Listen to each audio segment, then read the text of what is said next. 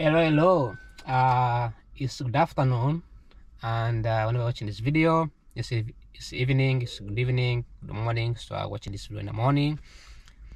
I just want to say that today's another day. It's October 15th, and it looks beautiful outside, as you can see, and that's because I'm in Virginia, about an hour and 10 minutes from DC. So I'm way far from the place where I stay, and Virginia looks pretty cool, but it looks boring. If you live in DC or you live in Maryland, you know that Virginia is extremely boring. It's typical American ways of living. Like you live in Virginia, if you live in like anywhere in going to Midwest, South, it just look the same. Very luxury lifestyle.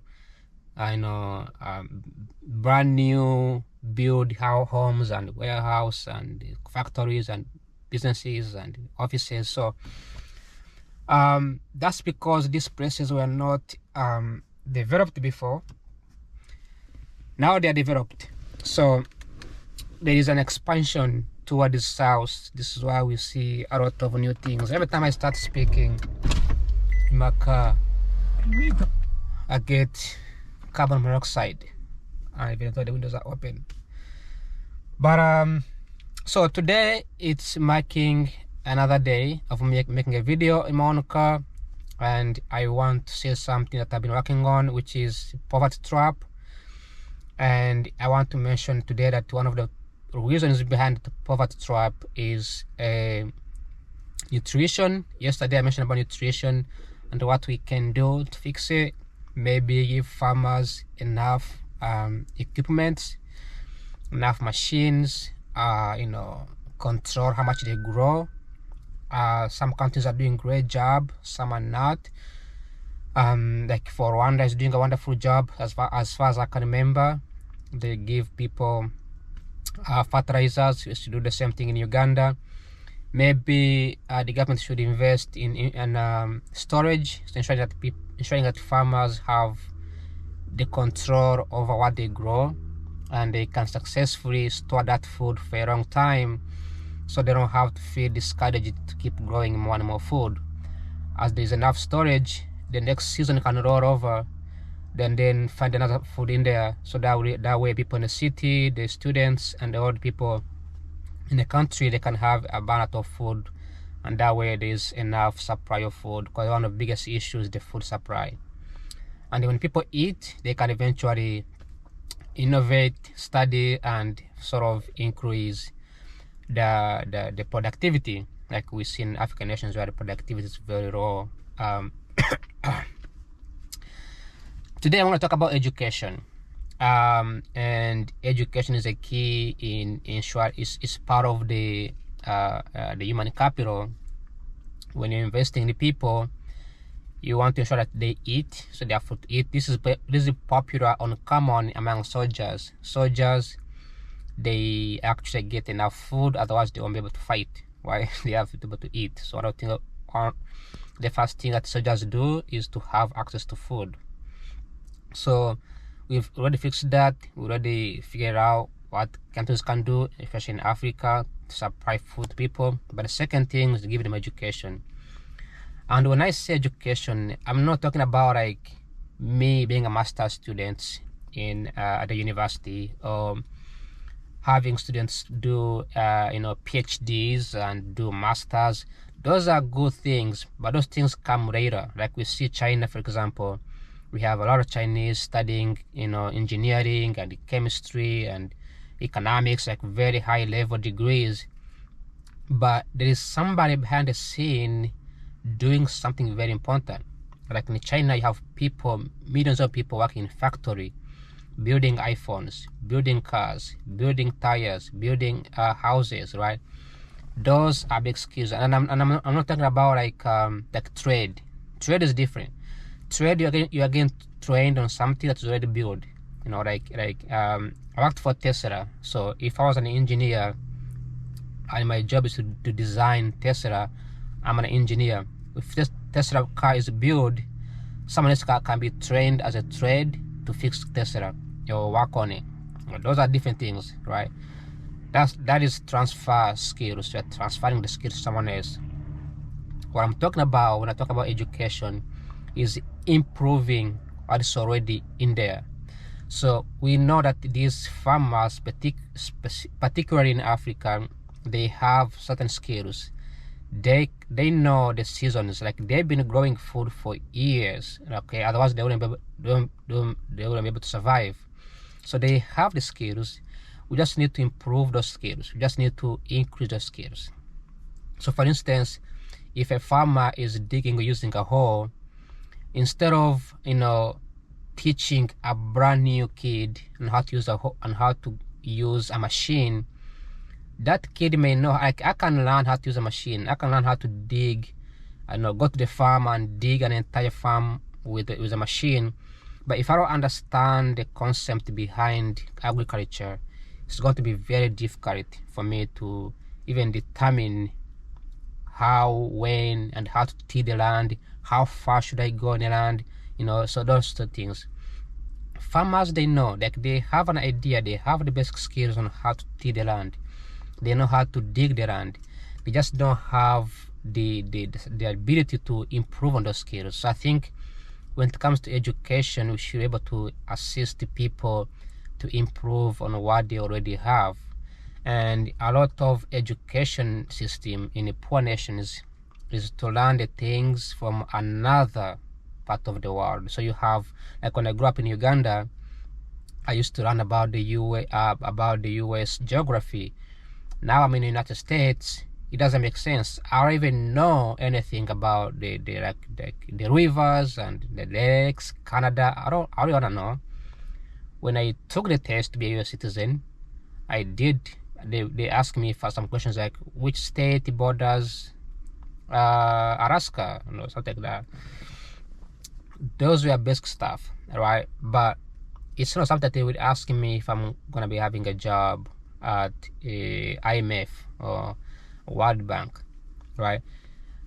These people in Africa, these farmers, they need to be given the education, curriculum, training to ensure that they can improve what they already have, right? So go to the farm, see what they're doing, see how they plant trees, see how they plant crops, see how they harvest. A lot of people in Africa, they harvest by digging stuff or building the stuff, right? See the way they are doing things, and then build a curriculum based on that, and then use that curriculum to improve on it, find the ways of improving it. That is innovation. But I'm gonna talk about that in the future. But for now, I think as once we fix the issue of nutrition, ensuring that there is the farms, ensuring that is enough, they are growing the food that is in high demand, their crops are being given fertilizers to ensure that there is the soil is producing, then they can start improving the education systems, ensuring that farmers are trained, and then once the knowledge is already in farmers' mind, they understand what kind of crops to grow, they understand how crops works, they understand how they can use machines, where to use, because I don't think you necessarily have to use the hoe. I mean, you have to use the machine, everything. Probably they need a hoe to do something different. How to store food, how to store different types of fruits, how to prevent crops from getting infected from the insects and or the anti-crop or those things that it tends to affect crops. When to time the seasons, maybe how the machines and the equipments to measure the amount of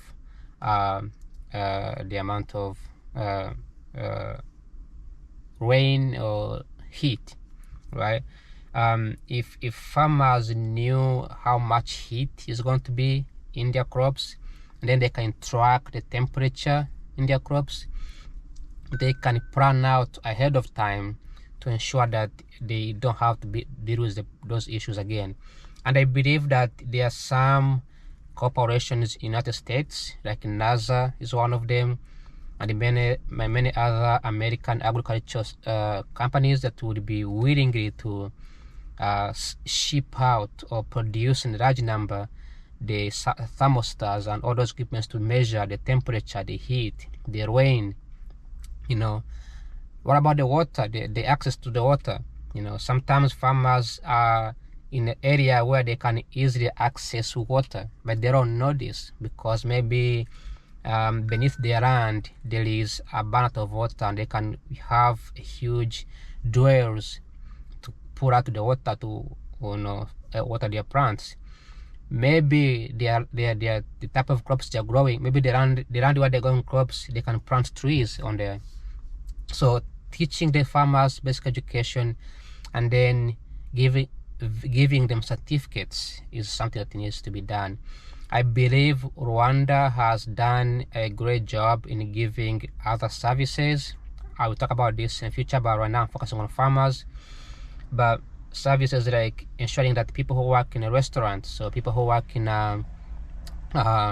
in education, teachers, they have uniforms, they are certified. I think they should do the same thing for farmers. Farmers needs to have the ability to have specialty. So if somebody has been digging for so long, give them a test, see how they are doing, see if they understand the crops, see if they understand the soil, see if they understand the seasons changes, see if they understand the different seeds that can go on different crops, see if they understand how to evaluate the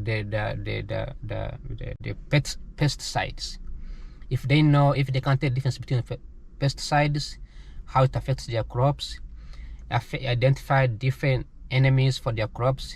If they can pass those series, farmers can be given how do I call this, a certificate or a degree, some sort of certified, so that a farmer is registered in a government that this farmer is indeed a farmer. He has the land, it's an investment, it's a company, and they are actually good at producing something, and the government can check on them all the time. Speaking of education, there should not make any sense to have a university like Makerere University, for example, doing research about farmers in Kampala. There is no farmers in Kampala, capital city of Uganda. They should, universities like Makerere, maybe Mbarara University, or maybe Mbarara University of Science and Technology, and many other universities like those universities, those high schools in Uganda. They should move the laboratories closer to the farmers. Okay, so if you're going to study about matoke in western Uganda, move the laboratory to western Uganda so that the farmers can be exposed to what's happening in the laboratory. If you're in the United States and your job is to study, gather the data about farmers in Uganda, go into the farmers area. The government should be able to facilitate. There should make no sense for the government officials to direct people like me who are trying to help the country develop into areas like Entebbe, and expect somebody to go from Entebbe, commute all the way to Kasese area to study the farmers. So they should move the offices, including the warehouse or the energy storages, anything that could help people, move them closer to the actual site, and have farmers participate, understand, even if possible, volunteer, right? So that there is this sense of improvement. And I think with that we can boost the African production, overall production. But specifically, if we fix the food problem, then we can fix the education problem by supporting the education that is already existing, and then boost things up. Now you might be asking yourself, why am I doing this? Why am I making these videos? Nobody's gonna see this someday, maybe not. But I don't want to work for like IMF or and those organizations, because those are for international people. I'm an American. I can work here, make money, but I can still help those countries. That I can still help people who wants to work in those organizations. See my videos someday. and make some changes, make some policies. So that's all I have for today. Like always, let me drive back to DC. It's an hour and a half, and I will see you in my next video tomorrow. See you. Bye bye. Ciao ciao.